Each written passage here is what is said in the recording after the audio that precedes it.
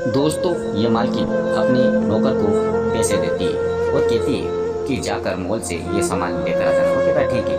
तभी उसका पति आता है और वह कहता है कि तुमने इसे कहाँ भेजा? कि मैंने इसे मॉल में भेजा है, मुझे कुछ सामान चाहिए था इसीलिए इसे भेज दिया है। ये ड्राइवर है लेकिन घर का काम करता है। तभी वो कहता है कि तुम्हें दिखता नहीं, तुम इतनी रिच हो, उसके बावजूद तुम इसे भेज रही हो। वह मार्केट में, वहाँ पर मॉल में तुम्हारे बारे में क्या गंदा बुरा कहेंगे और उसे भी गंदा बुरा कहेंगे। तभी वह सामान लेकर घर पर आ जाता है कुछ देर बाद। तो वह कहता है मालकिन पैसे भी इसी में रख दिए जो पैसे बचे हैं।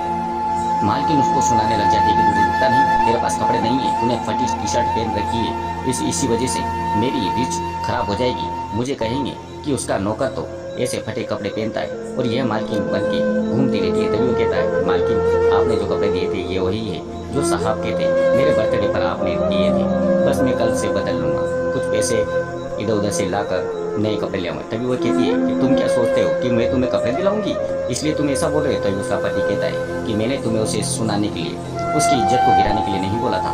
मैंने बोला था कि कम से कम तुम उसकी मदद तो कर सकती हो, क्योंकि तुम्हारे बर्थडे पर उसने तुम्हें शायद साड़ी दी थी। उस साड़ी की कीमत 5,000 रुपये थी और तुमने उसकी सैलरी बताइए, उसकी सैलरी 10,000 है, जिसमें से उसने 5,000 की तुम्हें साड़ी दे दी थी।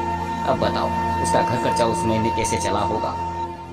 तभी वह सोचने लग जाती कि हाँ, मेरे पति तो सही कह रहे हैं और मैंने उसके साथ इतना बुरा बर्ताव किया। दोस्तों, हमें ऐसा नहीं करना चाहिए। उसे पछतावा होता है और अपने पति से वह माफ़ी भी मांगती है। कहती है मैंने उसे उसके बर्थडे पर आपके सारे फटे कपड़े दिए थे, मुझे ऐसा नहीं करना चाहिए था और आज मैंने उसके साथ बुरा बर्ताव किया। तभी पति कहता है तुम्हें उसके साथ ऐसा नहीं करना चाहिए, बल्कि उसकी मदद करना चाहिए कि 10,000 में क्या घर चलता है जो तुम्हारे नए कपड़े पहनेगा। जाओ और उसकी कुछ सैलरी बढ़ा दो 5,000 रुपये और कुछ पैसे उसको गिफ्ट के तौर पर दे देना, ताकि उसकी खुशी हो जाएगी और उसका घर अच्छा खुशी से रहेगा, यहाँ तक कि वह तुम्हें दुआ भी देगा।